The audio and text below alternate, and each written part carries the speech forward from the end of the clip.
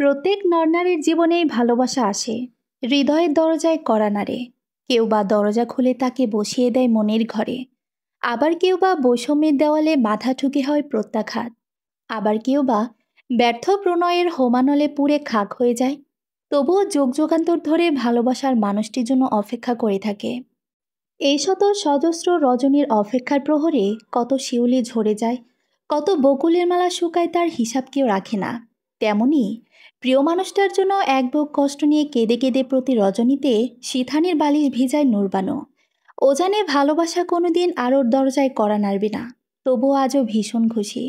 সন্তান তুল্য আয়ানের প্রেম আজ সফলতার মুখ দেখেছে, যা এই চৌধুরী পরিবারের শর্তবশের নিয়ম ভেঙেছে। এই চৌধুরী পরিবারের জমিদারদের নীল রক্ত বইছে। আয়ানের বাবা শেহজাদ চৌধুরী চৌধুরী অ্যান্ড সন্স কনস্ট্রাকশনের মালিক। তবে আয়ান ওর বাবাকেও ছাড়িয়ে গেছে। মাত্র 30 বছর বয়সে নিজেকে বিজনেস আইকন হিসেবে প্রতিষ্ঠিত করতে পেরেছে। ইউকে থেকে বিবিএ এমবিএ করে এসেছে। ছোটবেলা থেকে ও নুরবানুর ছায়ে বড় হয়েছে। এ লেভেল কমপ্লিট করে বিদেশ গিয়ে ডিগ্রিগুলো নিয়ে শুধু ওর ফুপিমার জন্য দেশে ফিরে এসেছে। নুরবানুর এই দুর্ঘটনার সময়ে আয়ানের জন্ম। যদিও নুরবানু ডাক্তার হিসেবে নিজেকে আজ খুব প্রতিষ্ঠিত করেছে, তারপর মানুষের এই দীর্ঘ জীবন পার করতে বেঁচে থাকার অবলম্বনের দরকার হয়। আয়ান ছিল নুরবানুর বেঁচে থাকার অবলম্বন। নুরবানুর জীবনের নদীতে কত জল গড়িয়েছে, কত পার ভেঙেছে, তবুও আয়ানকে বুকে জড়িয়ে নতুন করে বাঁচার স্বপ্ন দেখেছে। নুরবানু ফুপি হলেও আয়ান ওনাকে মায়ের আসনে বসিয়েছে। এক্ষেত্রে আয়ানের মায়ের ভূমিকা আছে। যেদিন অষ্টাদশী ননদের জীবনে ভালোবাসার অপরাধে চরম বিপর্যয় নেমে আসে, সেদিন পরিবাণু ছায়ার মতো নুরবানুর পাশে ছিল। নুরবানুর পাশে সেদিন মা বাবা ভাই কেউই ছিল না। ওর এমন অসহায়ত্বে একমাত্র ভাইয়ের বউ হয়ে বোনের মতো ননদকে আগলে রেখেছে।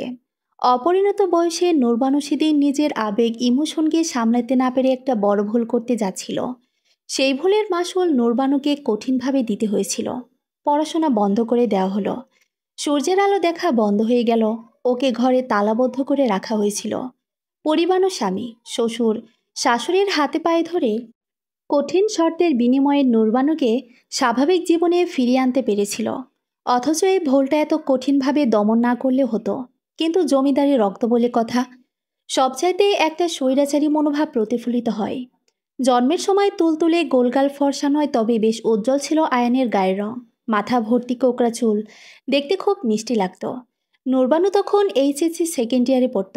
যখন ওর পড়াশোনা বন্ধ করে দেওয়া হয়, ঘর থেকে বের হতে পারত না, ভালোবাসার মানুষকে হারিয়ে মেন্টাল ডিপ্রেশনে চলে গিয়েছিল, তখন আয়ানকে নিয়ে ব্যস্ত থাকত। আয়ান যতক্ষণ পাশে থাকত, নুরবানু সব কিছু ভুলে থাকত। নুরবানুর পছন্দের পাত্রীর সঙ্গে আজ আয়ানের বিয়ে ঠিক হয়েছে। আয়ান অবশ্য মেয়েটির সাথে 4 বছরের রিলেশনে ছিল। অনেক চড়াই উতরাই পেরিয়ে আয়নের প্রেম আজ সফলতার মুখ দেখছে। নুরবানু আজ ভীষণ আনন্দিত। তবু নিজের যন্ত্রণার অতীতকে নুরবানু আজও ভুলতে পারেনি। মাঝে মাঝে সবকিছু ফ্ল্যাশব্যাকের মতো মনের আয়নায় ভেসে ওঠে। আজ নুরবানুর অফ ডে। আয়ান বায়না ধরেছে ওর সাথে বিয়ের শাড়ি কিনতে নুরবানুকেই যেতে হবে। নুরবানুর ইচ্ছে হচ্ছে না। বিয়ের শাড়ি দেখলে নুরবানুর ভীষণ কষ্ট অনুভব হয়। লাল শাড়ি পরে বসে যে নুরবানুর কোনোদিন শ্বশুরবাড়ি যাওয়া হবে না। পুরো বাড়িটা আজ নতুন রূপে সেজেছে। 1 মাস ধরে এই ট্রিপ্লেক্স বাড়িটা রং করা হচ্ছে। বাড়ির প্রতিটি ফার্নিচার রং করা হচ্ছে। মার্বেল টাইলসগুলো মিস্ত্রিটিকে আরও ঝকঝকে করা হয়েছে। সিঁড়ির কর্নারে রাখা সেই জমিদারি আমলের ফুলদানি বেশ ঘষামাজা করতে ফুলদানিটার সৌন্দর্য ফিরে এসেছে। নুরবানু ওর 3 তলার করিডোরে দাঁড়িয়ে পুরো বাড়িটার দিকে তাকিয়ে দেখছে। জমিদার বাড়ির ছেলে বিয়ের বলে কথা, যদিও জমিদার নেই তাতে কি, রেশটা তো চলনে বলনে নুরবানুর ভাই ঠিকই রেখেছে। এই জমিদারির চালচলন নুরবানুর বাবার মাঝেও বহাল তবিয়তেই ছিল। আয়ানের ডাকে নুরবানুর ভাবনার জগৎ থেকে ফিরে আসে। কি ফুপিমা, তুমি এখনো রেডি হওনি? আজকে তোমার জন্য অফিস থেকে ছুটি নিয়েছি। আমি জানি আজ তোমার অফ ডে। তুমি শপিংয়ে আমার সাথে যাবে। তোর মাকে নিয়ে যা। আমাকে আবার টানাটানি করছিস কেন? সেলিয়া ননদের কথা শুনে পরিবাণু নিজের বেডরুম থেকে বের হয়ে এসে বলল, নুরবানু, তুমি এখনো রেডি হওনি? শপিংয়ে যাব বলে আজ তো আর্লি ব্রেকফাস্ট করা হলো। তুমি না গেলে তোমার ভাইপো কিন্তু না যাওয়ার জন্য বেঁকে বসবে। আজ তো আবার ওয়ার্কিং ডে। মিরপুরের বেনারসি পল্লী থেকে আয়ান বিয়ের শাড়ি কিনতে চেয়েছে। যদিও বনানী থেকে খুব বেশি দূর নয়, কিন্তু রাস্তায় কতক্ষণ যানজটে বসে থাকতে হবে কে জানে। ওদের সবার কথা শুনে আয়ানের দাদি নিজের রুম থেকে বের হয়ে এসে বলল, কিরে দাদু ভাই, তুই শপিং করবি মিরপুর থেকে? কেন দিদি ভাই, সমস্যা কি? আমাদের জমিদারি নাই, তবে জমিদারের খেয়াল খুশি থাকলে তো দোষ নাই। দেশের বাইরে থেকে শপিং করলে কি এমন ক্ষতি হতো? অনেক অর্থের অপচয় হতো। যে বিয়েতে খরচ যত কম সে বিয়েতে আল্লাহ পাকের রহমত তত বেশি। আর আমি নিজেকে জমিদারের উত্তরসূরি হিসেবে ভাবতে চাই না, বরং এতে বৈষম্যের দেওয়াল তৈরি হয়। তুমি আমার সাথে একমত নাও হতে পারো, শাসক নয় জনগণের সেবক হতে হয়। তাহলে তুমি নিজেকে জমিদার ভেবে আত্মহমিকায় ভুগবে না। মানুষে মানুষে ভেদাভেদ তৈরি হয় না, ইসলাম আমাদের সে শিক্ষাও দেয় না। ইন্ডিয়ানকে লোক এসে আমাদের মিরপুর থেকে শপিং করে নিয়ে যায়, সুতরাং আমাদের দেশের কারিগররা এখন অনেক সুন্দর সুন্দর শাড়ি তৈরি করে, যা বিদেশে রপ্তানি হয়। তোর সাথে কথা বলতে আসাটাই ভুল, শুধু জ্ঞান দিতে চাস। যাই, আমার নামাজ পড়া বাকি আছে, সেটা বরং আদায় করে নেই। ফুপি তাড়াতাড়ি রেডি হয়ে নাও, জুবাইদা বলেছে তুমি শপিংয়ে না গেলে বিয়ের শাড়ি কিনবে না। অগত্যা কোনো উপায় না দেখে নোরবানু ওদের সাথে শপিংয়ে গেল। বেনারসি পল্লীতে শপিং প্রায় শেষ। আয়ান বিল পেমেন্ট করতে কাউন্টারে গিয়েছে। এমন সময় জুবাইদা একটা মেরুন লাল রঙের জমিনে গোল্ডেনের জড়িবুটি দেওয়া শাড়ি নিয়ে এসে নোরবানুর দিকে এগিয়ে দিয়ে বলল, ফপিমা দেখো তো, শাড়িটা কেমন লাগছে? সুন্দর। তোর বিয়ের শাড়ি তো কেনা হয়েছে, এটা আবার কার জন্য? আয়ান তোমার জন্য পছন্দ করে কিনেছে। সাথে সাথে নূরবানুর মুখটা অন্ধকার হয়ে গেল। ভীষণ বিরক্ত হয়ে বলল, আয়ান জানে না আমার বিবর্ণ জীবনে আমি কখনো রঙের প্রলেপ লাগাই না? তারপরও কেন শাড়িটা কিনলো? আমার পক্ষে এই শাড়ি পরা কখনোই সম্ভব না। নূরবানুর অসন্তুষ্টি দেখে পরিবানু বলল, থাক, তুমি মন খারাপ করো না। বেচারা কিনে ফেলেছে যখন, তখন বাড়ি নিয়ে যায়। তোমার মন না চাইলে শাড়িটা তোমার পরার দরকার নেই। জুবাইদা ভেবে পেল না ম্যাম কেন লাল শাড়িটা দেখে এত রিয়্যাক্ট করছে। আয়ান বিল মিটিয়ে সবাইকে নিয়ে গাড়িতে বসলো। আজ আয়ান নিজেই গাড়িয়ে চালিয়ে এসেছে। জুবাইদা ওর পাশের সিটে বসেছে। পিছনের সিটে নোরবানু আর পরিবানু বসে আছে। নোরবানু জানালা দিয়ে অপলক বাইরে তাকিয়ে আছে। মনে হচ্ছে ও যেন কোথাও হারিয়ে গেছে, হয়তো ওর বেদনার অতীত থেকে তাড়িয়ে বেড়াচ্ছে। পরিবানু ঠিক বুঝতে পারছে, পরিবানু যখন এ বাড়িতে বউ হয়ে আসে, নোরবানু তখন ফ্রক পরত। বিয়ের 5 বছর পর আয়ানের জন্ম হয়। সারাদিন নোরবানু পরিবানুর পিছনে ঘুরঘুর করত। আয়ান ঘড়ির দিকে তাকিয়ে দেখে দুপুর 3টা বাজে। গাড়ির আয়না দিয়ে দেখতে পারছে নোরবানুর মুখটা ভার হয়ে আছে।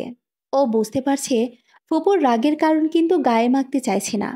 আসলে এভাবে তো কখনো কোনো জীবন চলতেই পারে না। ফুপুকে ওই ট্রমা থেকে বের হয়ে আসতে হবে। পরিবেশ স্বাভাবিক করতে বলল, ফুপু, আমার খিদে পেয়েছে, চলো না কোথাও বসে একটু কিছু খাই। সাথে সাথে নূরবানু স্বাভাবিক হয়ে বলল, এতক্ষণ বলিসনি কেন খিদে লেগেছে? মনে হলো তোমার মুড ভালো না, তাই একটু হেজিটেট করছিলাম। কথা শোনার সাথে সাথে নূরবানু স্বাভাবিক ফর্মে ফিরে আসলো। ওদের সবাইকে নিয়ে একটা রেস্টুরেন্টে কিছু খেয়ে নিল। এরপর জোবাইদাকে মহাখালীতে ওদের বাসার সামনে নামিয়ে দিয়ে আয়ানরা বাসার উদ্দেশ্যে রওনা দিল। বাড়িতে ফিরতে গোধূলি নেমে এলো। নূরবানু ওয়াশরুমে গিয়ে অজু করে আসর মাগরিব একসাথেই পরে নিল। পরিবানু শপিংয়ের ব্যাগ শাশুড়ি মায়ের ঘরে রেখে নামাজ আদায় করে কিচেনে গিয়ে আগলেমাকে চা আর পাকোড়া বানাতে বলল। এরপর শাশুড়ি মায়ের ঘরে এসে শাড়িগুলো দেখাতে লাগলো। হেমন্তের বিকেলে ঝোপ করে সন্ধ্যা নেমে যায়। এসি চালানো যায় না, ফ্যানও খুব হালকা করে ছাড়তে হয়। শীত শীত অনুভূত হয়। নূরবানু 30 বছর আগে এরকম এক হেমন্তের রাতের স্মৃতি মাঝে হারিয়ে যায়। ও যদি সেদিন মেহরানের হাত ধরে পালিয়ে যেতে পারত, তাহলে ওর বাবা ভাই কি করত? ওদের দুজনকে কি মেরে ফেলতো, নাকি নূরবানুকে ত্যায্য করে দিত? কিন্তু নূরবানু তো ওর পরিবারকে খুব ভালোবাসে। লোকমুখে শুনেছিল মেহরানকে মেরে তুরাগের পাড়ে ফেলে দিয়েছিল। ও কি বেঁচে আছে না মরে গিয়েছে নূরবানু জানে না। আর নূরবানুকে ওর বাবা চামড়ার বেল্ট দিয়ে পিটিয়েছিল। ফর্সা শরীরে সেই দাগগুলো চিরে রক্ত বের হয়েছিল। কেউ এগিয়ে আসেনি। পরিবানু আসতে চেয়েছিল বলে শেহজাদ রেগে নিজের স্ত্রীকে বলেছিল, বেশি বাড়াবাড়ি করলে সন্তানকে রেখে চির জনমের মতো যেন বাবার বাড়ি চলে যায়।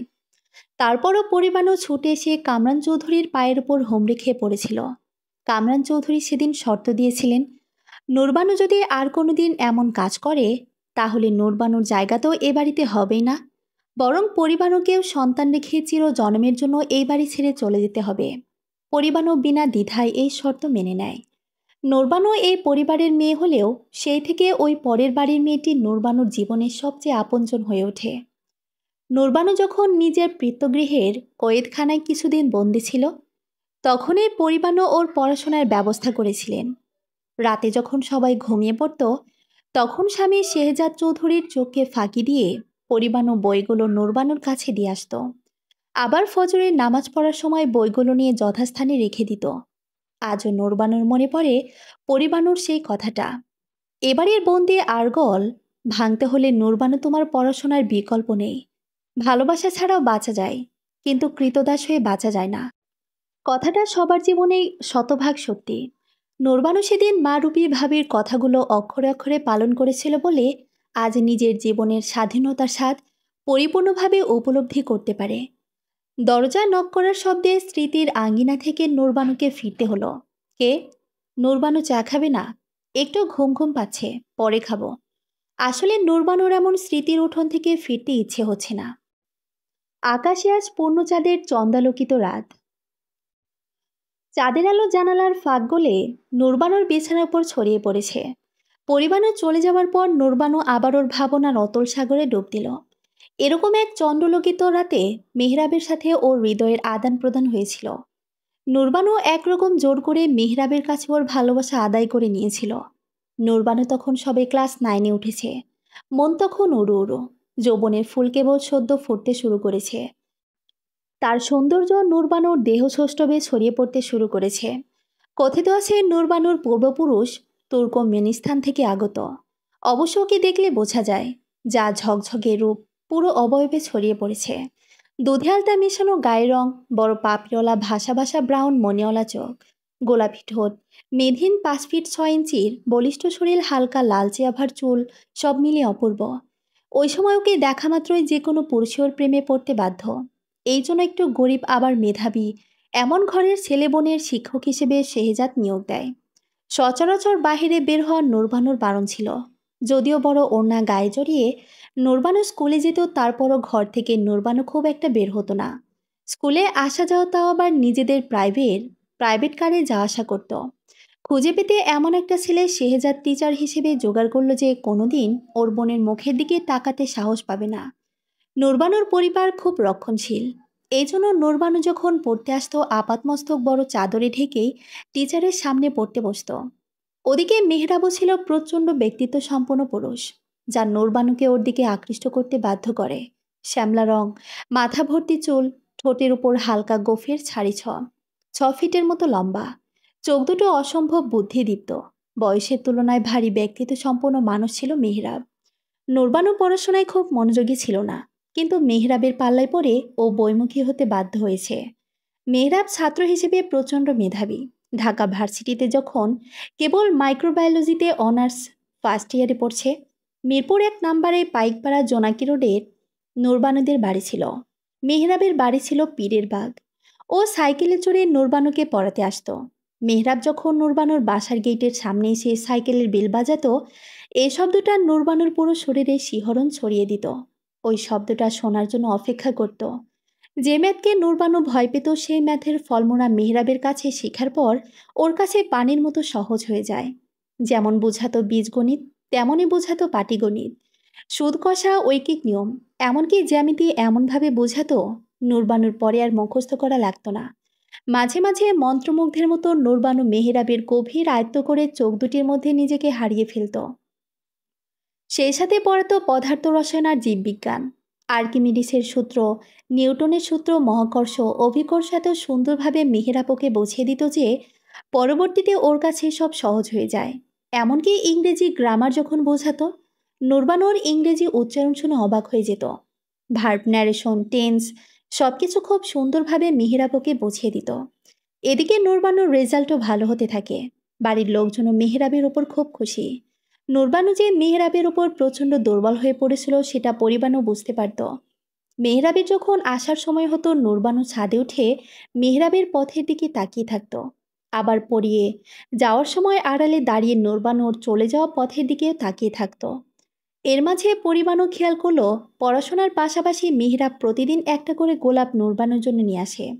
এটা দেখে পরিবাণও ভীষণ ভয় পেয়ে গেল। যদি শেহজাদের চোখে পড়ে তাহলে দুটোকে কেটে টুকরো করে বুড়িগঙ্গায় ভাসিয়ে দিবে। অগত্যার টেনশনের ভার বইতে না পেরে নূরবানুকে জিজ্ঞাসা করলো, এসব কি হচ্ছে নূরবানু? তুমি কিসের কথা বলছো ভাবি? মেহরাব প্রতিদিন তোমার জন্য গোলাপ আনে কেন? ও, এটা তো আমার ভালো পড়াশোনার পুরস্কার। পরিবাণু এ কথা শুনে হাঁপ ছেড়ে বাঁচল। আসল বিষয়টা হচ্ছে নূরবানু মেহরাবকে বলেছে সে প্রতিদিন একটা করে গোলাপ না দিলে ও পড়া রেডি করবে না। মেহরাবও ভেবেছে বয়স কম এ ধরনের আবদার করতেই পারে, তাই ও প্রতিদিন একটা করে গোলাপ নূরবানুর জন্য নিয়ে আসে। এছাড়া সে সময় নূরবানুকে পড়ানোর বিনিময়ে ওকে ৩,০০০ টাকা দেওয়া হতো, যার ফলে মেহরাবের পরিবারও খুব স্বাচ্ছন্দ্যে চলত। মেহরাবের বাবা এজিবি অফিসের কেরানি ছিল। উনি ওই সময় যা বেতন পেতেন মেহরাব নূরবানুকে পড়িয়ে তার থেকে বেশি ইনকাম করত। মেহরাবরা ভাড়া বাসায় থাকতো। এছাড়া ওরা ৩ ভাই বোন ছিল। ওর ছোট ভাইটা ঢাকা কলেজে ইন্টার ফার্স্ট ইয়ারে পড়তো, আর ছোট বোনটা ক্লাস 8-এ পড়তো। মেহরাবেরও সেই সময় টাকার দরকার ছিল, তাই নূরবানুকে প্রচণ্ড যত্ন সহকারে পড়াতো। তবে পড়া বসতে গিয়ে নূরবানু যে মনে মনে প্রেমের পাঠ বোঝার জন্য অস্থির হয়ে উঠেছিল সে খবর আর কেউ না পেলে পরিবাণু ঠিক বুঝেছিল প্রেম শব্দটা খুব ছোট, কিন্তু এর ব্যাপ্তি বিশাল। ও মানে না শাসন শুনে না বারণ। ভবিষ্যতের পথে একসাথে হাঁটার স্বপ্নে একে অপরকে প্রেমের ডোরে বেঁধে ফেলতে মন চায়। সেদিন পড়া শেষ করে যাওয়ার সময় মুষলধারে বৃষ্টি নামল। মেহরাব চলে যাবার জন্য উদ্যত হলে নূরবানু মুখ ফসকে বলে ফেলে, এখন যাবেন না কিন্তু, ঠান্ডা লেগে আপনার জ্বর আসতে পারে। নূরবানুর কথার মধ্যে এমন কিছু একটা ছিল যাতে মেহরাব একটু ধাক্কা খেয়ে ওর দিকেই তাকায়। চোখে চোখ পড়াতে নূরবানুর ফর্সা গাল দুটো লজ্জায় রাঙা হয়ে ওঠে, যা দেখে মেহরাবের বুকের ভিতর ভালো লাগার শিহরণ বয়ে যায়। পরক্ষণে নিজেকে সামলে নিয়ে বলে, এরকম বৃষ্টিতে ভেজা আমার অভ্যাস আছে।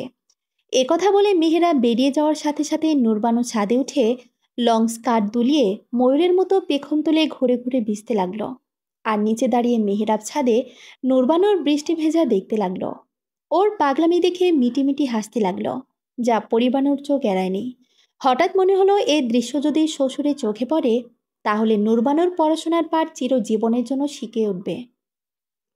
একথা ভাবতেই দৌড়ে ছাদে চলে যায়। নূরবানুর যখন খেয়াল নেই পরিবাণু ছাদে এসে দাঁড়িয়েছে, ও অপলক মেহরাবের দিকে তাকিয়েছিল।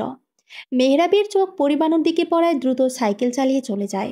তারপর পরিবাণু নূরবানুর দিকে তাকিয়ে বলল, নূরবানু, তুমি বৃষ্টিতে ভিজতেছো কেন? এমনিতেই তোমার ঠান্ডার ধাত আছে, দেখো আবার নিউমোনিয়া যেন না হয়ে যায়। চমকে ওঠে নূরবানু বলে, তুমি কখন ছাদে এসেছো? ওর কার্যকলাপ যেন পরিবাণু বুঝতে না পেরে তাই খিলখিল করে হেসে বলে, আমায় নিয়ে অত ভেবো না তো ভাবি, আসো আমরা দু বোন একসাথে ভিজি, দেখো আমার কিচ্ছু হবে না। কত মানুষই তো বৃষ্টিতে ভিজে, তাদের সবার কি নিউমোনিয়া হয়? পরিবাণু মেহরাবের গমন পথের দিকে তাকিয়ে বলে, ননদিনী, যে পথে পা বাড়িয়েছ না, না জানি কত বড় বিপদ ডেকে আনছো। এমন কিছু করো না তার মাসুল যেন তোমাকে সারা জীবন ধরে গুনতে না হয়। কি করব ভাবি, ওকে যে আমার ভীষণ ভালো লাগে। তুমি পারবে না বাসার সবাইকে ম্যানেজ করে আমাকে ওর হাতে তুলে দিতে? তোমার বাবা মা ভাই তোমাকে জ্যান্ত পুঁতে ফেলবে তবুও ওর হাতে তোমায় তুলে দিবে না। নূরবানু কান্না জড়িত চোখে পরিবাণুর দিকে তাকিয়ে থাকলো। পরিবাণু নূরবানু সে দৃষ্টি দেখে বুঝেছিল মেহরাবের কাছ থেকে ওকে ফেরানো মুশকিল। খুব মায়া হলো পরিবাণুর। ও বুঝতে পারছে নূরবানুর সামনে ঘোর বিপদ এগিয়ে আছে। এদিকে বৃষ্টিতে ভেজার কারণে নূরবানুর শরীর কাঁপিয়ে জ্বর আসলো। সেদিন ছিল ছুটির দিন। আসরের নামাজের পর সবাই লনে বসে চা খাচ্ছিল। জ্বরের ঘোরে সারাদিন শোয়া থেকে নূরবানু উঠতে পারল না। কিন্তু ঠিক বিকেলে যখন মেহরাবের সাইকেলের বেলের শব্দ শুনল, বিছানা থেকে তড়াৎ করে উঠে পড়ল। জ্বরে নূরবানুর কাহিল অবস্থা দেখে বাবা কামরান চৌধুরী আর ভাই শেহজাদ নূরবানুকে পড়তে বারণ করল এবং মেহরাবকে চলে যেতে বলল। কিন্তু নূরবানু ওদের কথা শুনল না, বরং ঝড়ের গতিতে সে শেহজাদকে বলল, ভাইয়া, আমার জ্যামিদের এক্সট্রা বসতে হবে, স্যারকে বসতে বলো। মেহরাবও চলে যেতে ইচ্ছে হচ্ছে না, নূরবানুকে এক পলক দেখতে মন চাইছে। মেয়েটা বৃষ্টিতে জেদ করে ভিজে জ্বর বাঁধালো। যে মেয়েটা একসময় পড়া নিয়ে প্রচণ্ড ফাঁকিবাজ ছিল, সেই মেয়েকে লেখাপড়ার প্রতি এত সিরিয়াস দেখে ওর বাবা মা ভাই মনে মনে ভীষণ খুশি হলেন। মেয়ের এই উন্নতির জন্য কামরান চৌধুরী পুত্রবধূ আর হাউস টিউটরের ওপর যারপনায় খুশি হলেন। পুত্রবধূ পরিবানুকে ডেকে বললেন, মেহেরাবকে চা নাস্তা দাও। ছেলেটা নূরবানুর পড়ালেখার প্রতি খুব যত্নশীল। অবশ্য তোমার ভূমিকা আছে, তুমিও নূরবানুর দিকে খেয়াল রাখো। তোমার শাশুড়ি মা তো সংসারের কাজকর্ম নিয়েই ব্যস্ত থাকে। পরিবানু তো বুঝে নূরবানুর সিরিয়াসনেস কোথায়, কোথাকার জল এখন কোথায় গিয়ে গড়ায় কে জানে। স্টাডি রুমে এসে চার নাস্তা দিয়ে যায়। পরিবানু চলে যাবার পর নূরবানু মেহরাবের দিকে চায়ের কাপ এগিয়ে দিয়ে বলে, চাটা খেয়ে নিন। না, খাবো না। আগে বলো, তুমি সেদিন বৃষ্টিতে ভিজে জ্বর বাঁধালে কেন? এতে আপনার কি? আপনিও তো আমার কথা না শুনে বৃষ্টিতে ভিজলেন। মেহরাব ওর প্রতি মেয়েটার এই আচরণ দেখে মনে মনে ভাবতে লাগলো, একে কি বলে, ভালোবাসা না মায়া? এরপর নূরবানুর দিকে তাকিয়ে বলল, জ্যামিতির এক্সট্রাটা বের করো, বুঝিয়ে দিচ্ছি। আজ বেশিক্ষণ পড়তে হবে না। আমি আজকে পড়ব না, শুধু আপনাকে একটু দেখার জন্য পড়ার টেবিলে এসে বসেছি। মেহরাবও মনে মনে নিজের এই চাওয়াটাকে অস্বীকার করতে পারল না। ওরও নূরবানুকে দেখার খুব ইচ্ছে হয়েছিল। রেজাল্ট ক্রমাগত ভালো হওয়াতে বাড়ির সবাই নূরবানুর উপর সন্তুষ্ট। নূরবানু অনেক ভালো রেজাল্ট করে ক্লাস 10-এ প্রমোশন পেল। সে যা ঢাকা ভার্সিটি থেকে আইবিএতে পড়াশোনা করে বাবার ব্যবসার হাল ধরেছে। কিন্তু কামরান চৌধুরী আর জুলেখার বিবির ইচ্ছা ছিল শেহজাদ যেন উচ্চতর ডিগ্রি নিতে বিদেশে পাড়ি জমায়। কিন্তু ওই সময় কামরান চৌধুরীর টাইফয়েড ধরা পড়ে। সেরে উঠতে অনেক সময় লেগে যায়। বাধ্য হয়ে তখন শেহজাদকে ব্যবসার হাল ধরতে হয়। তাই ও বাড়ির সবাই নূরবানু মেয়ে হলেও ওকে নিয়ে স্বপ্ন দেখা শুরু করে। নূরবানু মনে মনে প্ল্যান করে, বাবা মা ভাই ওকে যদি মেহেরাবের সাথে বিয়ে না দেয়, তাহলে উচ্চশিক্ষার্থী বিদেশি দিকে মেহেরাবকে বিয়ে করে সেখানেই সুখের সংসার পাতার স্বপ্ন দেখতে থাকে। ভালোবাসার প্রশ্রয়ে নূরবানু আর মেহেরাব একটু একটু করে সাহসী হতে থাকে। এর মাঝে নূরবানু স্কুল থেকে স্টুডিওর বোটানিক্যাল গার্ডেনে যায়। খবর পেয়ে মেহেরাবও নিজের মনের সাথে যুদ্ধ করে একসময় হেরে গিয়ে নূরবানুর আকর্ষণে বোটানিক্যাল গার্ডেনে যায়। তারপর টিচারদের চোখ ফাঁকি দিয়ে মিনারাকে ম্যানেজ করে পাহারা বসিয়ে নূরবানু মেহেরাবের সাথে দেখা করে বলে, আপনি এখানে এসেছেন কেন? তোমার দিকে খেয়াল রাখতে। হাজার হোক আমি তোমার গৃহশিক্ষক, আমার একটা দায়িত্ব আছে না? নূরবানু ওর প্রতি মেহেরাবের এই কেয়ারিং দেখে মনে মনে আবেগে আতলুপ হয়। মেহেরাব নূরবানুর মুখের দিকে তাকিয়ে থাকে, কিন্তু নূরবানু বেশিক্ষণ তাকিয়ে থাকতে পারে না। লজ্জায় ওর ভাষা ভাষা নয়ন দুটি অবনমিত হয়ে যায়। এভাবে নূরবানু ও মেহরাবের প্রেমের পাঠ চলতে থাকে। এর মাঝে একদিন নিজের অলিখিত বিপদ নূরবানু ডেকে আনে। সেদিন ছিল নূরবানুর প্রিটেস্ট পরীক্ষার শেষ দিন। বাড়িতে মা জুলেখা বিবি আর ভাবি পরিবানুকে বলে, আজ আমাদের শেষ পরীক্ষা দিন, তাই সবাই মিলে একটু আনন্দ করবে।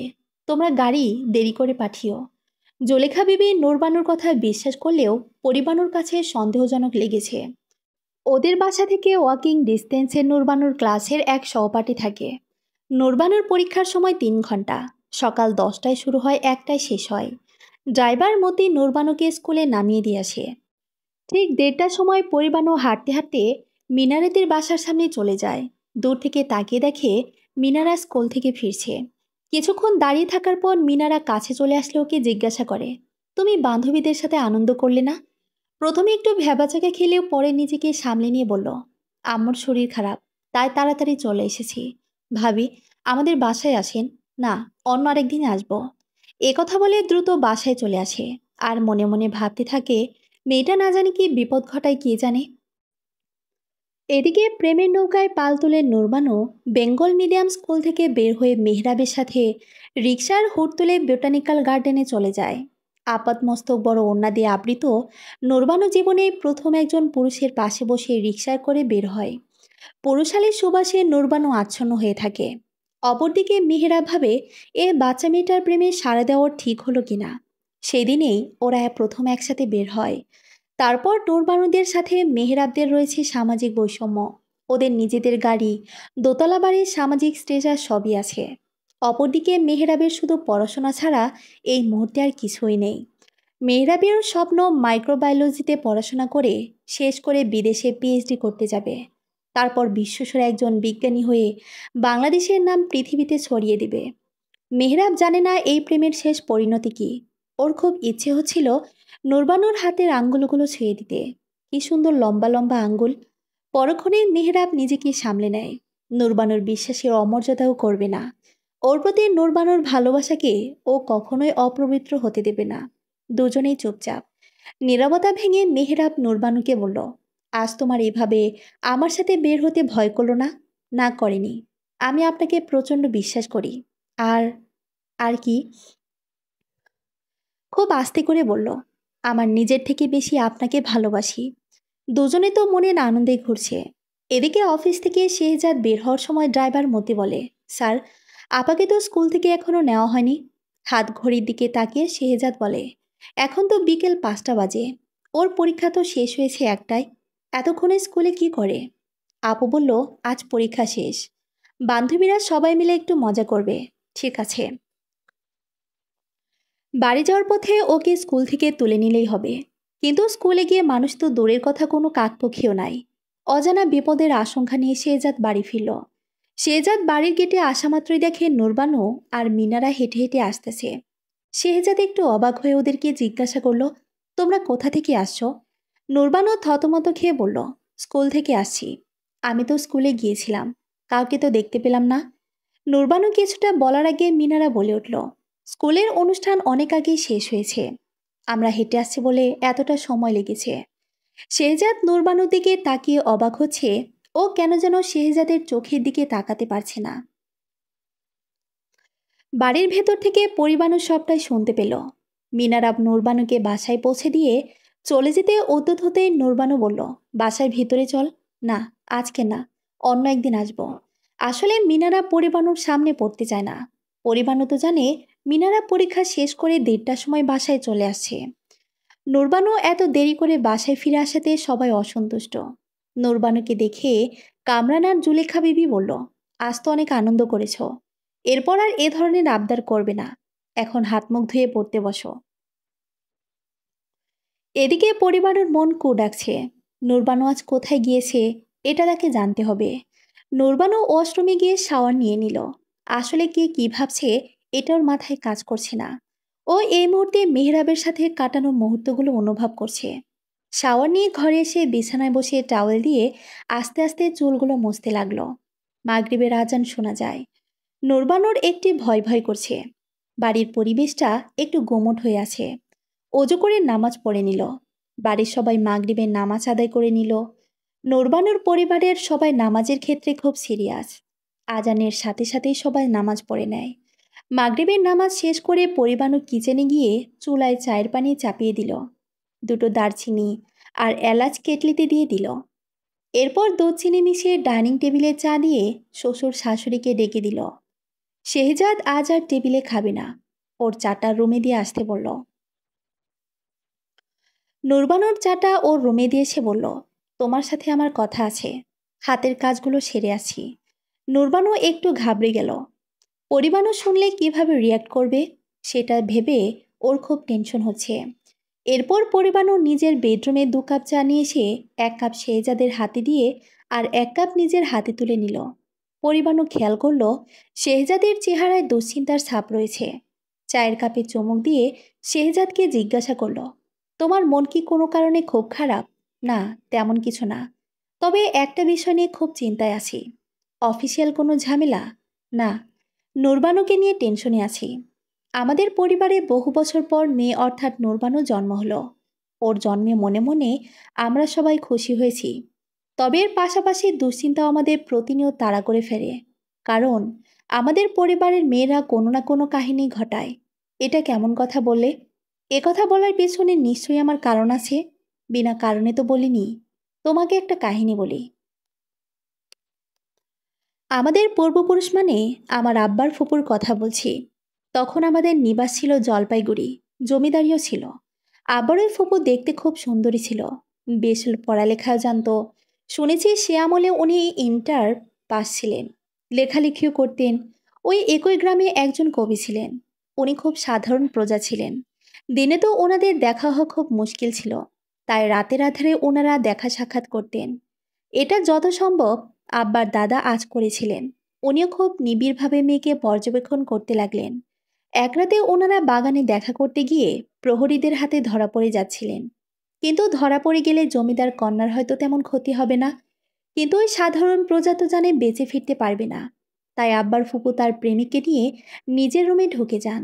তারপর ওই প্রেমিককে নিজের রুমে সিন্দুকের ভেতর লুকিয়ে রাখেন।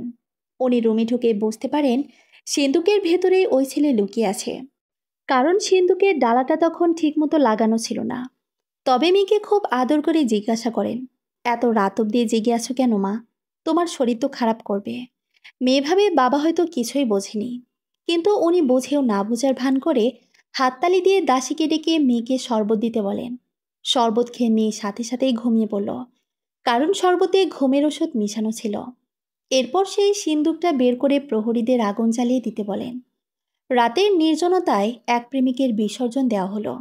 সকালে ঘুম ভেঙে মেয়ে যখন জানতে পারে বাবা তার প্রেমিককে আগুনে পুড়িয়ে মেরে ফেলেছে, সাথে সাথেই মানসিক ভারসাম্য হারিয়ে ফেলে। তবে এই পাপের ফল ওনাকে ভোগ করতে হয়েছে। কিছুদিন পর জমিদারি চলে যায়। এরপর হিন্দু মুসলিম দাঙ্গা বাঁধে।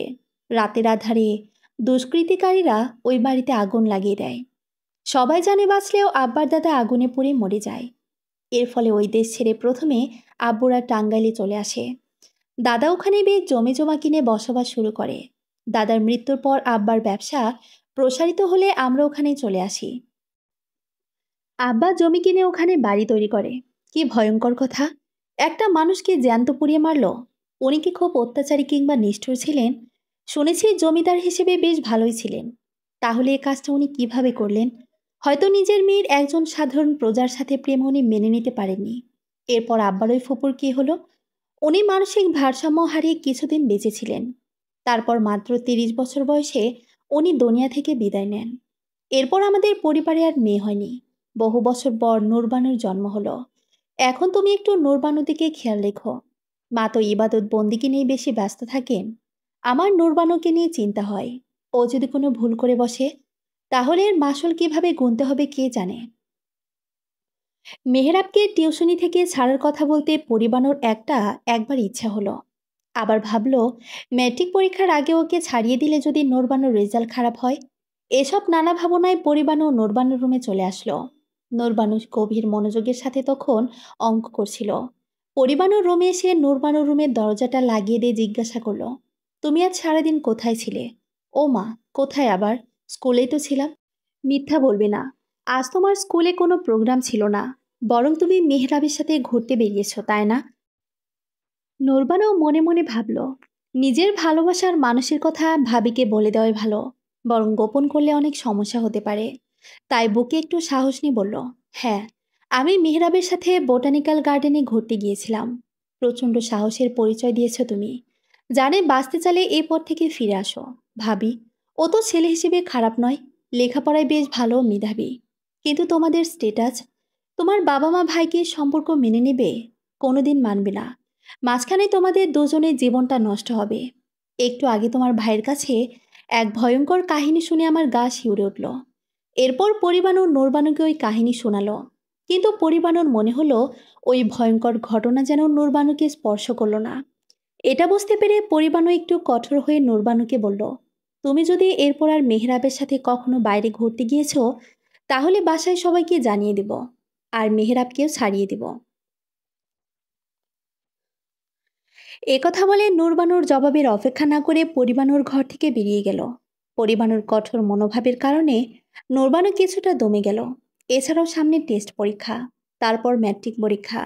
ওকে অবশ্যই ভালো রেজাল্ট করতে হবে, নিজের পায়ে দাঁড়াতে হবে। তা না হলে মেহেরাবকে পাওয়া সম্ভব নয়। খুব মনোযোগ দিয়ে নূরবানু পড়ালেখা করতে লাগলো। এখন মেহেরাব রেগুলার আসে না। ওর সামনে পরীক্ষা, তার প্রস্তুতি চলছে।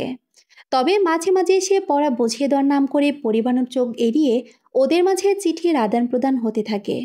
এর মাঝে পরিবাণু কনসেপ্ট করে, কিন্তু 2 মাসের মাথায় হঠাৎ বাচ্চাটা অ্যাবর্ষণ হয়ে যায়। পরিবাণু তখন মানসিক ও শারীরিকভাবে কিছুটা ভেঙে পড়ে। নূরবানুর টেস্ট পরীক্ষা শুরু হলো। পরীক্ষা খুব ভালো হলো। ভালো রেজাল্ট করে নূরবানু টেস্ট পরীক্ষায় উত্তীর্ণ হলো। ম্যাট্রিক পরীক্ষার রেজাল্টও অনেক ভালো হলো। নূরবানু সে সময় 4টা লেটার সহ স্টার মার্কস পেয়েছে, ম্যাট্রিক পরীক্ষায় উত্তীর্ণ হয়। বাড়ির সবাই খুব খুশি। রেজাল্ট ভালো হওয়াতে নূরবানুর পরিবারের লোকজন মেহরাবের ওপর খুব খুশি। কামরান চৌধুরী মেয়ের এত ভালো রেজাল্টে মেহরাবের ওপর প্রচণ্ড খুশি হয়ে এক সেট নতুন জামা প্যান্ট উপহার দেয়। নূরবানু কলেজে ওঠার পর মেহরাবকে আবারও পড়ানোর দায়িত্ব দেওয়া হয়। পরিবারও যদিও মেহরাবকে ছাড়িয়ে দিতে চেয়েছিল, কিন্তু বাড়ির সবার আপত্তির কারণে সেটা সম্ভব হয়নি। কলেজে ওঠার পর নূরবানু নিজেকে বেশ স্বাধীন ও মুক্ত মনে হলো। মাঝে মাঝে কলেজ থেকে ছুটি নিয়ে টিফিন পিরিয়ডে কার্জন হলের সামনে গিয়ে মেহরাবের সাথে সময় কাটায়। ওদের প্রেমের পালে আবার নতুন করে হাওয়া লাগে। প্রেমের সম্পর্ক গাঢ় হতে থাকে। এর মাঝে পরিবারও আবারও কনসিভ করে। ডাক্তার বলেছে পুরো বেড রেস্টে থাকতে। নূরবানুর দিকে খেয়াল রাখা ওর পক্ষে আর সম্ভব হয়নি। ফার্স্ট ইয়ার পেরিয়ে নূরবানু সেকেন্ড ইয়ারে উঠেছে। এর মাঝে ঘটে যায় আরেক ঘটনা। শেহজাদ একদিন ঢাকা ভার্সিটির ওদিক দিয়ে যাওয়ার সময় মেহরাবের সাথে দেখা হয়ে যায়। কলেজ ড্রেস পরা নূরবানু তখন মেহরাবের সাথে বসেছিল। ভাইকে দেখে বইয়ের আড়ালে নূরবানু নিজের মুখ লুকিয়ে ফেলে। কিন্তু নূরবানু যেহেতু বোরকা পরে কলেজ যেত, তাই বোরকাবিহীন নূরবানুকে শেহজাদ চিনতে পারেনি।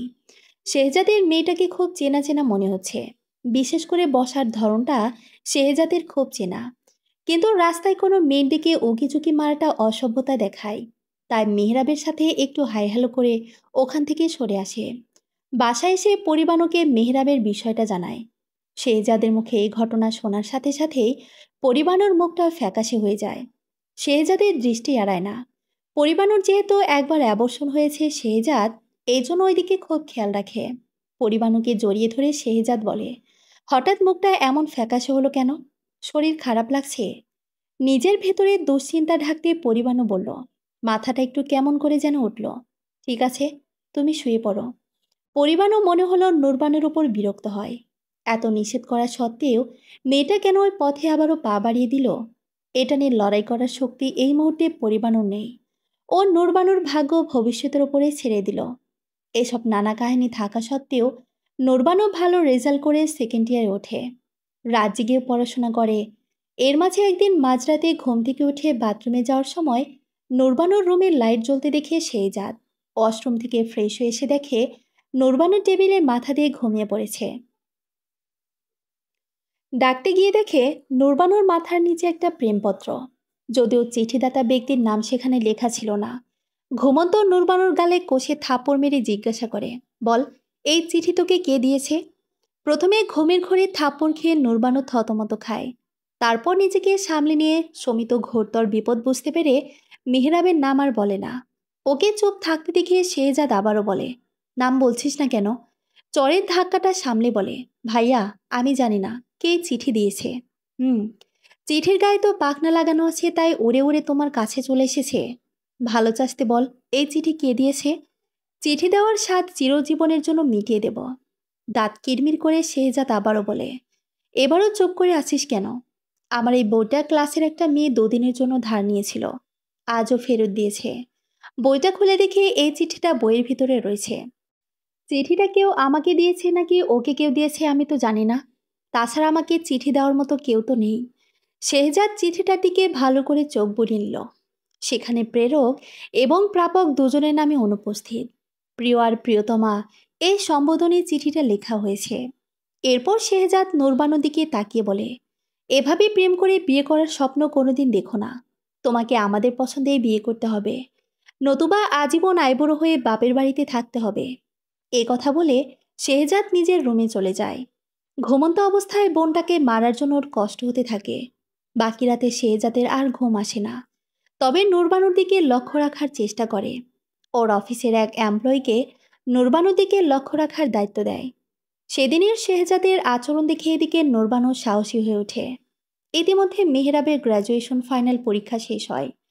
নূরবানু তখন মেহরাবকে বলে, আমার ফ্যামিলি কোনোদিন তোমার সাথে আমার বিয়েটা মেনে নেবে না। তুমি তোমার পরিবারকে আমার কথা জানাতে পারো, তারা অন্তত আমাদের সাথে থাকো। আমার বাবা মা কখনো তোমাকে বিয়ে ব্যাপারে আপত্তি করবেন না। নূরবানুর কথা জানালে মেহরাবের বাবা মা হ্যাঁ বা না কিছুই বলে না। তবে আর বাবা ওকে বুঝিয়ে বলে, যা করবি বুঝে শুনে করিস। নূরবানুকে আমাদের পরিবারে মানিয়ে নিতে পারবে কিনা সেটাও তোর ভেবে দেখা উচিত। ছোট ছোট ভাই বোনের প্রতি ওর দায়িত্ব আছে। সেজন্য এমন কোনো সিদ্ধান্ত নিস না যার কারণে তোকে যেন সারা জীবন পস্তাতে না হয়। মেহরাব পড়াতে এসে এ কথা নূরবানুকে জানালে ও বলে, আমার পরিবার যেহেতু কোনোদিন তোমাকে মেনে নেবে না, সেজন্য তোমার হাত ধরে পালিয়ে যাওয়া ছাড়া আমার আর কোনো পথ খোলা নেই। মেহরাব এ কথা শোনার পর অনেক ভেবেচিন্তে নূরবানুর সাথে একই মত পোষণ করে। এদিকে পরিবানুর শারীরিক অবস্থা আস্তে আস্তে খারাপ হতে থাকে। ডেলিভারি ডেটের আগেই ডাক্তার সিজার করার সিদ্ধান্ত নেয়। পরিবানুকে হাসপাতালে ভর্তি করা হয়। মেহরাব এই সময়টাকে কাজে লাগাতে চায়। এই সিদ্ধান্ত মোতাবেক মেহরাব কলেজের নূরবানুর সাথে দেখা করে ওকে বলে, ভাবি তো এখন হাসপাতালে ভর্তি আছে, আমাদের পালিয়ে যাওয়ার এটা একটা বড় সুযোগ। কিন্তু নূরবানু বলে, তুমি আমাকে বিয়ে না করলে আমি তোমার সাথে পালিয়ে যেতে পারবো না। এছাড়া আগামীকাল ভাবির সিজার হবে। বাচ্চাটা পৃথিবীতে আসুক, ওকে না দেখে আমি এ বাড়ি থেকে বের হব না। এরপর ওর সাথে আমার আর দেখা হবে কিনা আমি জানি না। আমরা যেদিন পালিয়ে যাব সেদিনই কাজী অফিসে গিয়ে বিয়েটা সেরে ফেলব। ঠিক আছে, তোমার মতোই আমার মত। আমি তোমাকে মিনারার মাধ্যমে চিঠি দিয়ে সব বৃত্তান্ত জানিয়ে দেব। এদিকে শেহজাদের লোক নূরবানুকে কলেজে মেহরাবের সাথে কথা বলতে দেখে। সে কথা শেহজাদকে জানিয়ে দেয়, যার ফলে নূরবানুর পাশাপাশি ওরা এখন মেহরাবের গতিবিধির দিকে লক্ষ্য রাখে। পরের দিন সিজার করে আয়ানের জন্ম হয়। নূরবানুর পরিবার আনন্দে মেতে ওঠে। তবে নূরবানুর মনটা আনন্দের মাঝেও বিষাদে ঢেকে যায়। ও জানে এবারের চৌখার ডিঙালে আর কোনোদিন এ বাড়িতে ফিরে আসতে পারবে না। তারপরও নিজের ভালোবাসার মানুষকে কাছে পেতে এ ধরনের সাহসী সিদ্ধান্ত নেয়। এই সিদ্ধান্ত নেওয়ার ফলে ওর জীবনে যে কি বড় ঝড় নেমে আসতে পারে সেটা নিয়ে ভাবার মতো বয়স ওর ছিল না। আবেগের বশবর্তী হয়ে নূরবানুর মতো অল্প বয়সী মেয়েরা অনেক সময় মারাত্মক ভুল করে। এর মাঝে শেহজাদের লোক মেহরাবকে একদিন মিনারাদের বাসায় যেতে দেখে। ও মিনারার হাতে একটা কাগজ ধরিয়ে দিয়ে চলে আসে। মিনারা সে চিঠি নিয়ে এসে নূরবানুর হাতে পৌঁছে দেয়। এসব খবর শেহজাদের কাছে সাথে সাথেই চলে যায়। ও বুঝতে পারে নূরবানুর সাথে মেহরাবের সম্পর্ক আছে। তবে এই বিষয়টা নিয়ে এই মুহূর্তে জলঘোলা করতে চায় না। ও বরং পরিবারের বাসায় ফেরার অপেক্ষা করে। আয়ানের জন্মের পর কামরান চৌধুরী, জুলেখা বিবি আর নূরবানু হাসপাতালে বাবুটাকে দেখতে আসে। শেহজাদও ওই দিনটাকে কাজে লাগায়। নূরবানুর রুম সার্চ করে মেহরাবের চিঠি উদ্ধার করে। ওখান থেকে নূরবানু আর মেহরাবের সমস্ত প্ল্যান জেনে নেয়। পরিবানু 1 সপ্তাহ হাসপাতালে থাকার পর যেদিন বাড়ি ফিরে আসে সেদিনই নূরবানু আর মেহরাব পালিয়ে যাওয়ার সিদ্ধান্ত নেয়। কামরান চৌধুরীর নিকট হাসপাতাল থেকে পরিবানু আর আয়ানকে নিয়ে আসার দায়িত্ব নিয়ে শেহজাদ কাজের কথা বলে গাবতলী বাস স্টেশনে দুজন লোক নিয়ে অপেক্ষা করে। সময়টা ছিল হেমন্তকাল। যথাসম্ভব নভেম্বর মাস পড়েছে। ভালো করে শীত নামেনি। রাত 9টার দিকে আমিনবাজারের ব্রিজের ওপর দিয়ে শেহজাদ মেহরাবকে হেঁটে আসতে দেখে। নূরবানু গাবতলী যাওয়ার কথা।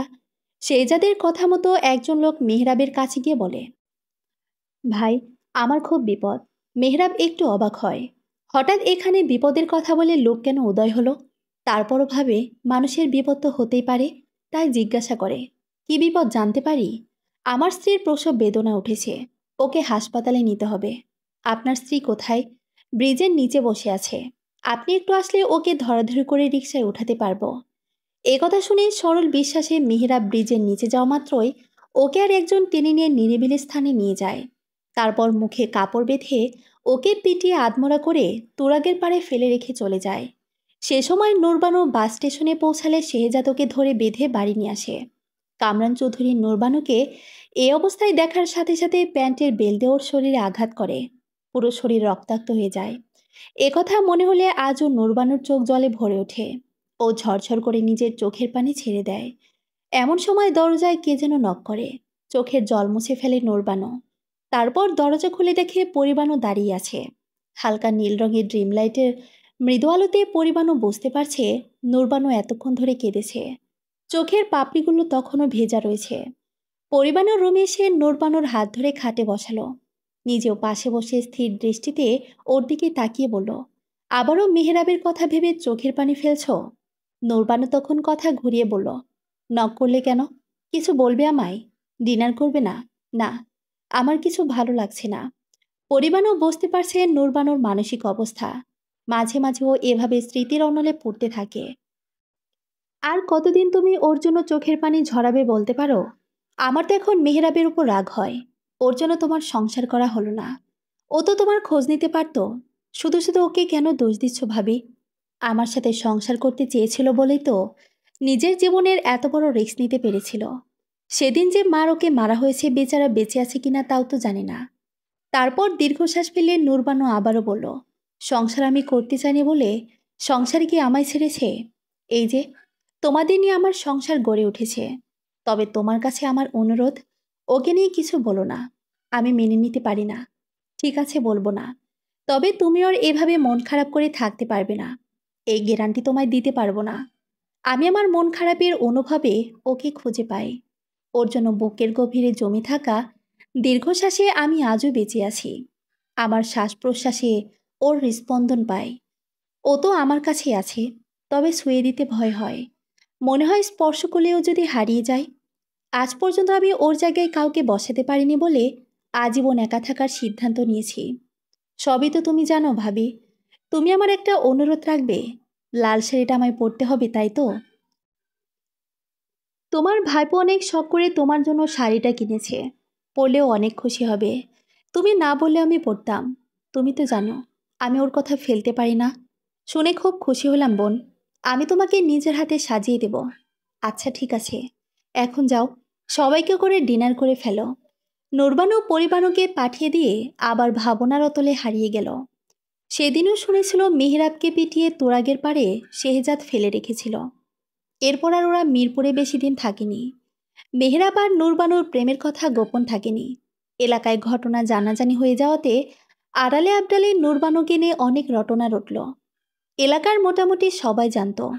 লোকে বলতো, এরকম মেয়ে আমাদের ঘরে জন্ম নিলে কেটে নদীতে ভাসিয়ে দিতাম। যে মেয়ে মা বাবার মুখে এমন চুনকালি মাখতে পারে, সে মেয়ে থাকার থেকে না থাকাই ভালো। কামরান চৌধুরী লোকের এসব কথায় খুব অপমানিত বোধ করতেন। 6 মাসের মাথায়, অর্থাৎ নূরবানু এইচএসসি পরীক্ষার পরপরই ওই এলাকা ছেড়ে ওরা বনানীর এই বাড়িটাতে শিফট করে। মেহরাবকে ভালোবাসার অপরাধে নূরবানুকে অনেক বড় মাসুল গুনতে হয়েছে। কামরান চৌধুরী যতদিন বেঁচে ছিলেন নূরবানুর সাথে ভালো করে কথা বলেনি। তবে নূরবানু এসব কলঙ্ক গায়ে মাখত না। ভালোবেসেও কোনো ভুল করেনি, এ কথা চিৎকার করে সবাইকে বলতে ইচ্ছা হতো। ওই সময় নূরবানু মানসিকভাবে প্রচণ্ড বিপর্যস্ত ছিল।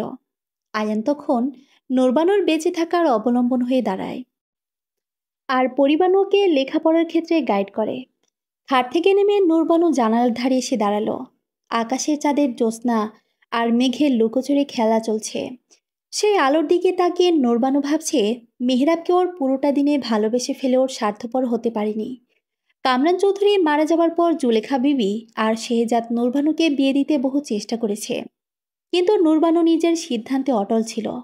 নিজের জীবনটাকে আর কারো সাথে জড়াতে ইচ্ছে হয়নি। যদি কখনো মেহরাব ওর জীবনে ফিরে আসে, সেই কারণে মেহরাবের জায়গায় অন্য কাউকে বসাতে মন চায়নি। সেদিনের পর থেকে মেহরাবকে এক মুহূর্তের জন্য ভুলতে পারেনি সেটা, সেখানে পুরোটা জীবন পার করবে কিভাবে, এ ভাবনায়ও মাঝে মাঝে অস্থির হয়ে ওঠে। আবারও কে যেন দরজায় নক করছে। কে? আমি আয়ান। ঘুমিয়ে পড়েছ? না, এখনো ঘুমায়নি। ভেতরে আয়। নূরবানু চেয়ার থেকে উঠে রুমের লাইট জ্বালিয়ে বিছানায় এসে বসল। আয়ান প্লেটে ভাত, শুটকি ভর্তা, ইলিশ মাছ ভাজি আর 2টি পুঁটি মাছের চচ্চড়ি নিয়ে এসে বলল, সারাটা রাত উপোস থাকলে একটা চড়ুই পাখি সমান রক্ত শুকিয়ে যাবে। কথাটা অবশ্য আমার না। আসো, তোমায় খাইয়ে দেই। তোর মাকে তো বলেছিলাম আমি খাবো না, আম্মু বলেছে। তারপরও আমি জোর করে তোমার জন্য খাবার নিয়ে এসেছি। তোমাকে তো প্রেশারের ওষুধ খেতে হবে। একথা বলে আয়ান নূরবানুর মুখে ভাত তুলে দিয়ে বলল, সুবোধ বালিকার মতো ভাতগুলো খেয়ে নাও। এরপর এরকম সুযোগ আর নাও পেতে পারো। কেন, তোর বউ দেখলে মন খারাপ করবে? প্রথম তো জুবাইদা সেরকম মেয়ে নয়। 4 বছর ধরে ওকে চিনি। আর তুমি ওকে ভালো ভেবে জানো। তোমার ছাত্রী ছিল, এখন তোমার অ্যাসিস্ট্যান্ট। আমার থেকে তুমি ওকে আরো বেশি ভালো জানো। তা জানি, ওকে কখনোই কষ্ট দিস না। মেয়েটা জীবনে অনেক স্ট্রাগল করেছে। তুই তো জানিস, ওর বাবা সরকারি অফিসের করণিক ছিলেন। ঢাকায় ওদের নিজেদের বাড়ি নেই। ওরা 2 ভাই বোন। এইচএসসি পরীক্ষা দেবার পর থেকে টিউশনি করে নিজের খরচ চালায়। আমি ওকে হাত খরচ দিতে চেয়েছিলাম। পরে ভাবলাম ও যদি মাইন্ড করে, তাই আর অফার করিনি। ভালোই করেছিস। তাহলে হয়তো তোর সাথে সম্পর্কটা আর এগোতো না। মেলা বকবক হলো। এবার ওষুধটা খেয়ে নাও। তবে আমার বিয়ের পর তুমি আর আমার হাতে খাবে না। তোর কথা মনে হবার কারণ? সময় সব বলে দিবে। অবশেষে বিয়ের দিন ঘনিয়ে এলো। গতকাল আয়ানের গায়ে হলুদ ছিল। খুব ঘরোয়াভাবে হলুদ করা হয়েছে। আজ বিয়ের দিন। পুরো বাড়িটা তাজা ফুল দিয়ে সাজানো হয়েছে। ফুলের ঘ্রাণে পুরো বাড়িটা ভরে আছে। সানাইয়ের সুর বাজছে। এই সুরটা যেন নূরবানুর বুকে শিলের মতো বিঁধছে। ওর জীবনে কোনোদিন বিয়ের সানাই বাজবে না। এক জীবনে হয়তো সবার সবকিছু হয় না। বাড়িটা আলোকসজ্জাই করা হয়েছে। আয়ানের এত বিদ্যুৎ অপচয় করার ইচ্ছা ছিল না, কিন্তু দাদি জুলেখা বিবির কথা রাখতেই আয়ানকে এই উদ্যোগ নিতে হয়েছে। আজ সকালে শেহজাদ থাইল্যান্ড থেকে ফিরেছে। যদিও একমাত্র ছেলে বিয়ে বলে কথা, কিন্তু শেহজাদের এই বিয়েতে তেমন কোনো আগ্রহ নেই। ব্যবসায়িক বন্ধু আজগরের মেয়েকে বউ করে আনার শেহজাদের খুব ইচ্ছা ছিল। এতে ওর বিজনেসটা আরও প্রসারিত হতো। কিন্তু আয়ানকে কিছুতেই বশে আনতে পারল না। নূরবানির ছত্রছায়ায় বেড়ে ওঠা আয়ানের মন মানসিকতাও নূরবানের মতো। বিকেল গড়িয়ে সন্ধ্যা হলো। আয়ান ওর বন্ধুদের সাথে পার্লারে যাওয়ার সময় নূরবানুর রুমে এসে বলল, ফুপি, তুমি কিন্তু অবশ্যই লাল শাড়িটা পরে যাবে। যদি তোমার পরনে লাল শাড়ি না দেখি, তাহলে আমিও বিয়ের আসনে বসবো না। কথাটা যেন তোমার মনে থাকে। তুই আমাকে নিয়ে পড়ে আছিস কেন? বিয়েতে তোর না, তোমাকে পড়তেই হবে। একথা বলে আয়ান পার্লারে চলে গেল। নূরবানও মনে মনে হাসছে আর ভাবছে, আজকাল বরকে সাজানোর জন্য পার্লারও আছে। নূরবানও মাগরিবের নামাজ পড়ে লাল শাড়িটা হাতে নিয়ে বসে আছে। আয়ান যদিও ওর ভাইয়ের ছেলে, তবুও মনে মনে নূরবানু ওকে নিজের ছেলে বলেই ভাবে। আয়ানের কথা রাখতেই জোর করে শাড়িটা নিজের গায়ে জড়ালো। আয়নাতে চোখ পড়তে নূরবানু নিজেকে দেখে অবাক হচ্ছে। মনে হচ্ছে ও যেন বিয়ের কোণে। এমন সময় পরিবানু এসে বলল, এই শাড়িটাতে তোমাকে যে কি সুন্দর লাগছে, আসো তোমাকে সাজিয়ে দেই। তুমি সাজবে না? আজকাল তো বড়র বইয়ের মায়েরাও পার্লার থেকে সেজে আসে। তুমি তো জানো আমি কখনো পার্লারে যাই না। আমার কথা বলছি কেন? তুমিও তো যাও না। তুমি যা সুন্দর ভাবি, তোমার পার্লার যাওয়া লাগে না।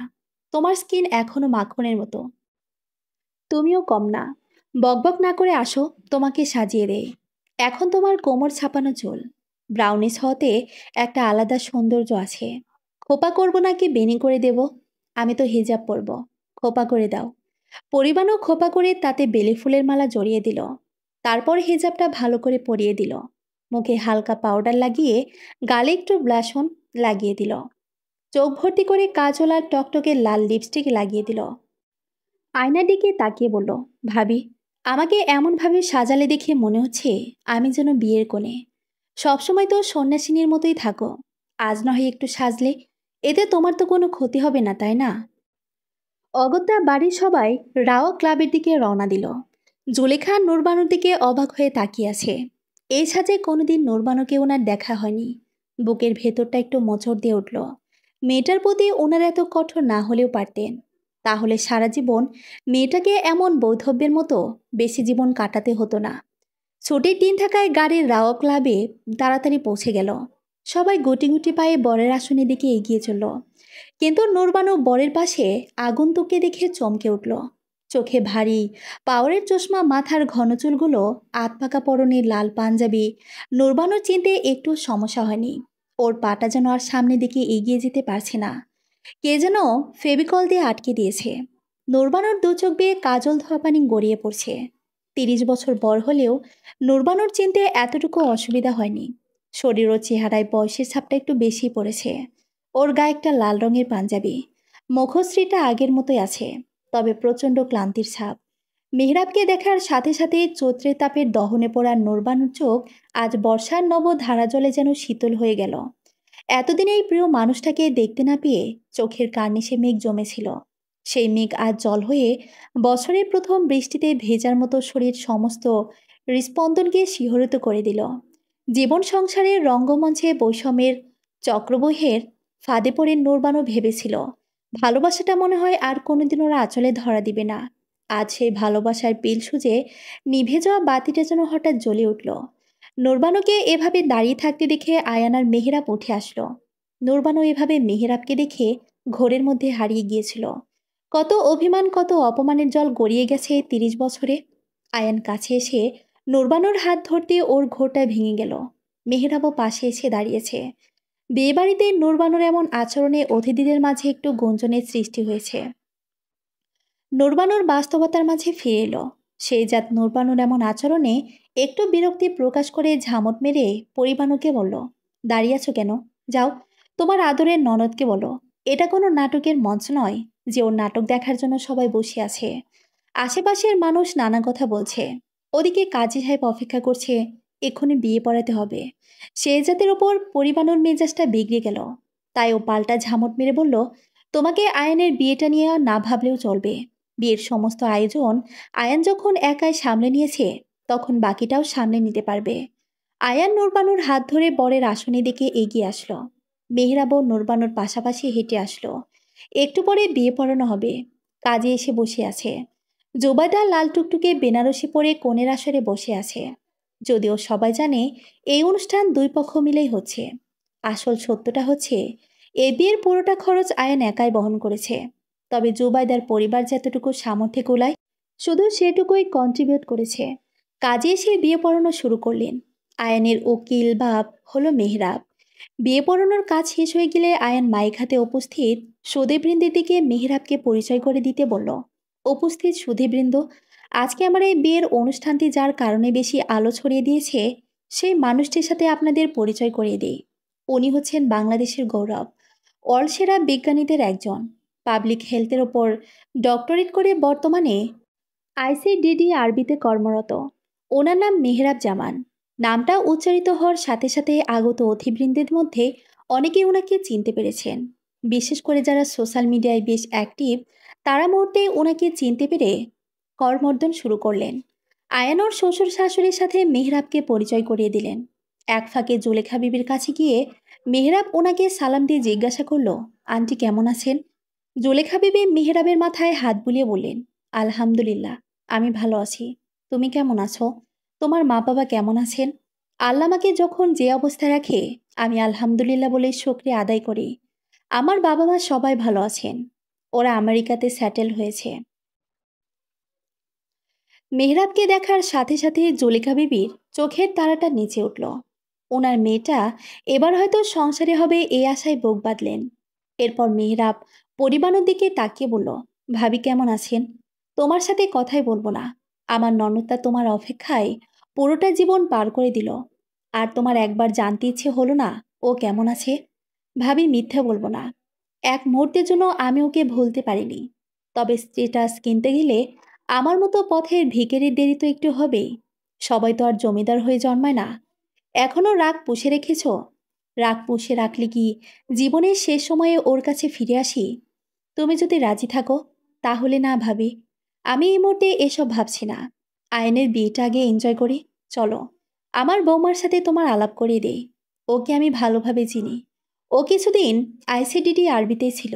ওর মাধ্যমে আয়নের সাথে আলাপ হয়। ওর মোবাইলে আপনাদের ফ্যামিলির ছবি দেখেই আমি চিনতে পারি। এক ফাঁকে আয়ান এসে মেহরাবকে নিয়ে যায়। নূরবানু আগে থেকে একটা নিলিবিলি জায়গায় বসেছিল। আয়ান মেহরাবকে নূরবানুর পাশে বসিয়ে দিয়ে বরের আসনে গিয়ে বসে।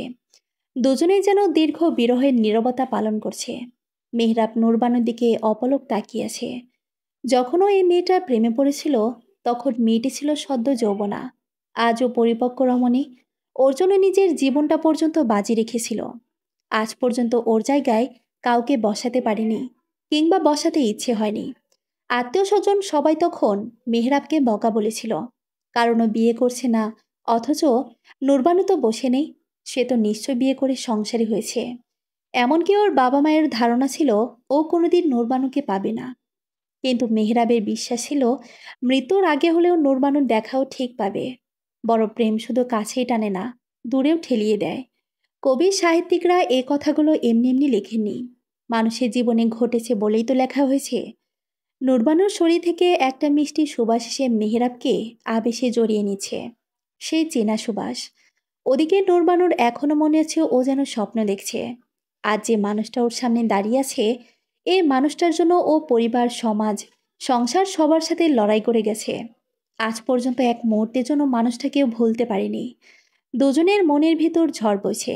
নীরবতা ভঙ্গ করে মেহরাব বলল, আল্লাহ পাকের কাছে প্রার্থনা করেছিলাম মৃত্যুর আগে হলেও যেন আমার সাথে তোমার দেখা করিয়ে দেন। উনি আমার দোয়া কবুল করেছেন। আমারও বিশ্বাস ছিল তোমার দেখা একদিন আমি পাবো। মনে হয়নি কখনো আমি অন্যের বউ হয়ে যেতে পারি। হয়নি এ কথা বলবো না। আমি ভেবেই নিয়েছিলাম তুমি স্বামী, সংসার, সন্তান নিয়ে হয়তো সুখেই আছো। তারপরেও ইচ্ছে ছিল মৃত্যুর আগে হলেও মানুষটাকে দূর থেকে একবার দেখব। মাঝে মাঝে নির্জন রাতের একাকিত্বে নিজের ভালোবাসার মানুষটিকে পর হয়ে যাওয়ার কষ্ট অনুভব করতাম। তুমি বিয়ে করনি? না, বিয়ে করে সংসারী হতে কেন যেন মনটা চায়নি। বিয়ের আনুষ্ঠানিকতা শেষের পথে। বেশ রাতও হয়েছে। পরিবারও ওদের ডাকতে এসে বলল, এবার তো বউকে নিয়ে বাড়ি যেতে হবে। রাত তো অনেক হলো। মেহরাব, তুমিও আমাদের সাথে চলো। এবার বিয়ে করে সংসারী হও। সবার ভাগ্যে কি সব কিছু জোটে? সেজন্য চেষ্টা করতে হয়। সব চেষ্টা সাফল্য পায় না। নূরবানুর মেহরাবের ওপর খুব অভিমান হলো। এত যদি নূরবানুকে ভালোবেসে থাকে, তাহলে গাঁটছড়া বাঁধতে সমস্যা কোথায়? নাকি এখন সেই পূর্ণ অভিমান ধরে বসে আছে? মনের অভিমান চাপা দিয়ে নূরবানু পরিবানুকে তাগাদে দিয়ে বলল, ভাবি, কথা পরেও বলতে পারবে। ও তো আর পালিয়ে যাচ্ছে না। দেরি হলে ভাইয়া রেগে যাবে। অগত্যা সবাই বর আর বউকে নিয়ে বাড়ির পথে রওনা হলো। যাওয়ার আগে মেহরাব নূরবানুর কাছে ফোন নাম্বারটা চেয়ে নিয়ে বলল, তুমি ডাক্তার মানুষ, কখনো হয়তো দরকার পড়তে পারে, তাই ফোন নাম্বারটা নিলাম। মেহরাবের এই কথায় নূরবানু ভীষণ কষ্ট পেল। ফোন নাম্বারটা দিল, তবে মনে মনে ভাবল, চোখের আড়াল হলে মনে হয় মানুষ মনের আড়ালেও হয়ে যায়। পরিবানু, জোলেখা বিবি আর শেহজাদ আগে বাড়ি পৌঁছে গেল। বর বউকে বরণ করতে হবে। মেহরাবকে বিদায় দিয়ে আয়ান আর জুবাইদাকে নিয়ে নূরবানু বাড়ি ফিরে আসলো। গাড়ি থেকে নেমে নূরবানু নিজের রুমে চলে গেল। নূরবানু জানে পরিবানু মেহরাবকে আকার ইঙ্গিতে বিয়ের কথা বলেছে, কিন্তু মেহরাবের বিয়েতে তেমন উৎসাহ নেই। অভিমানে নূরবানুর বুকের ভেতরটা ব্যথায় মোচড় দিয়ে লাগলো। আর এদিকে এটা নিয়ে বাড়িতে সবাই নানা কথা বলবে, সেটা শুনতে নূরবানুর একটুও ভালো লাগবে না। নূরবানু ড্রেস চেঞ্জ করে ওয়াশরুমে গিয়ে ফ্রেশ হয়ে বিছানায় শরীর এলিয়ে দিল। চোখ বন্ধ করে বিছানায় শুয়ে আছে। কিছুক্ষণ পর পুরো বাড়ি নীরব হয়ে গেল। রাতের নিদ্রাহীনতায় চোখের পাতা ভারী হয়ে আছে। নূরবানু বিছানা থেকে নেমে জানালার পাশে গিয়ে দাঁড়ালো।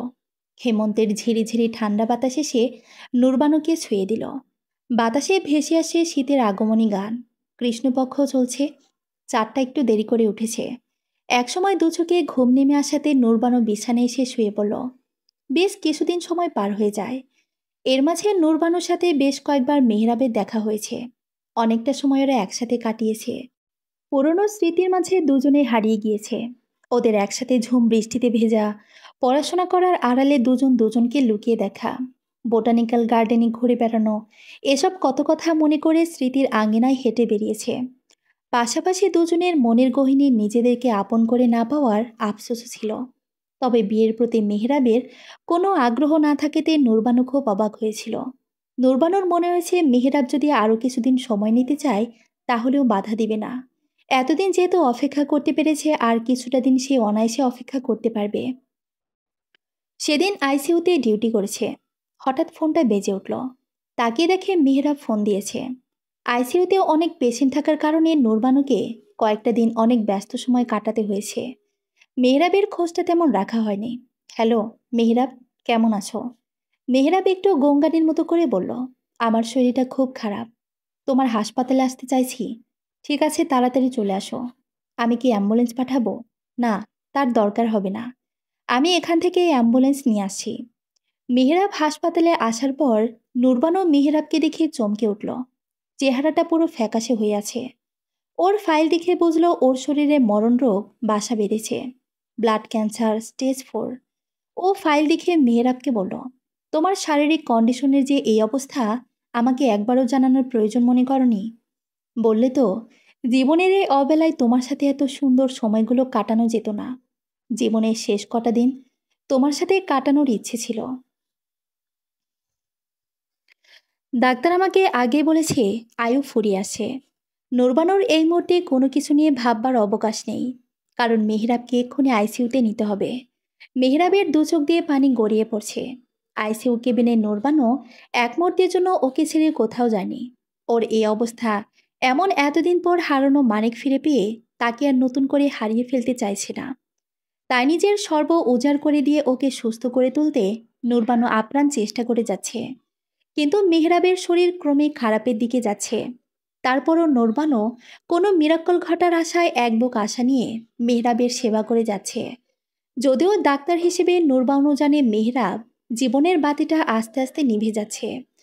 আজ নুরবানুর মনে হলো এই কারণে হয়তো মেহেরাব ওকে বিয়ে করতে চায়নি। নিজের অস্থায়ী জীবনের সাথে নুরবানুকে জড়িয়ে ব্যথার বোঝার বাড়াতে চায়নি। 1 সপ্তাহ সময় পার হয়ে গেল। মেহেরাবের কন্ডিশন খারাপ হয়ে যাওয়াতে ওকে লাইফ সাপোর্টে রাখা হয়েছে। এর মাঝে খবর পেয়ে মেহেরাবের ভাইটা আমেরিকা থেকে চলে এসেছে। ও ওখানে সফটওয়্যার ইঞ্জিনিয়ারিং হিসেবে চাকরি করে। ডাক্তার মেহেরাবকে ক্লিনিক্যালি ডেড ঘোষণা করেছে। আজ মেহেরাবের যন্ত্রগুলো খুলে ফেলা হবে। সকাল থেকে মুষলধারে বৃষ্টি ঝরছে। হয়তো নূরভানুর মনের অবস্থা বুঝতে পেরে পৃথিবী ওর সাথে একাত্ম ঘোষণা করেছে। আয়ান, জোবাইদা, পরিবাণু সবাই হাসপাতালে এসেছে। জীবন যেন এক বহতা নদী। কারো কারো জীবনে এই নদী তার দুকুল ভালোবাসার জোয়ারে ভরে থাকে, আর কারো জীবনে এই নদীটা শুকিয়ে মরা গাঙ্গের স্রোতা হয়ে থাকে। তবুও মরীচিকার মতো ভালোবাসাটা হাতছানি দিয়ে ডাকে, কিন্তু কাছে যেতে না যেতেই আবছায়ার মাঝে হারিয়ে যায়। সমাপ্ত।